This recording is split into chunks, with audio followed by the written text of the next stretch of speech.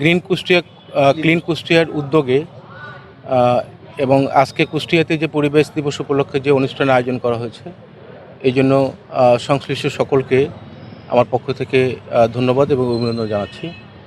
সেই সাথে বর্তমান প্রধানমন্ত্রী জনাব তারেক রহমান 5ই জুন বিশ্ব পরিবেশ দিবস উপলক্ষে এই জুন মাস ব্যাপী পরিবেশ আন্দোলন অর্থাৎ পরিবেশ এবং তার যে জীববৈচিত্র্য এটিকে অক্ষুণ্ণ রাখার জন্য যে উদ্যোগ গ্রহণ করেছেন সেই উদ্যোগের অংশ হিসেবে কুষ্টিয়াতে এটি অনুষ্ঠিত হচ্ছে বলে আমি আনন্দিত এবং আমি এটি ব্যক্তিগতভাবে অত্যন্ত ইমপ্রেসড।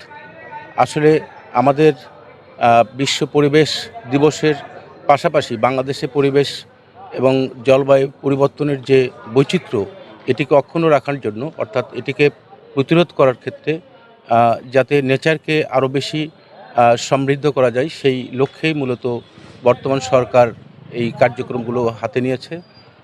আমি আশা করি যে এই উদ্যোগটি পুরো বাংলাদেশের প্রত্যেকটা অঞ্চলে এটি অনুষ্ঠিত হবে যাতে আমরা জীববৈচিত্র্য এবং পরিবেশকে আরও বেশি প্রোটেক্ট করতে পারি।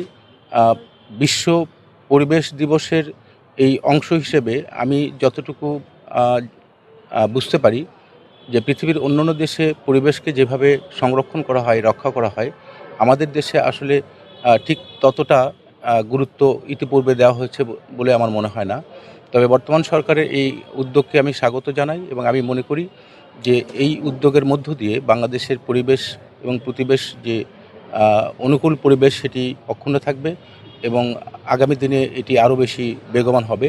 এটি শুধু আনুষ্ঠানিকতা নয়, আমার মনে হয় যে এই কর্মসূচি মাসব্যাপী নয়, এটা প্রতি বছরই এটি অনুষ্ঠিত হবে এবং সেই লক্ষ্যেই মূলত আমরাও তার অংশ হিসেবে কাজ করছি। সবাইকে ধন্যবাদ।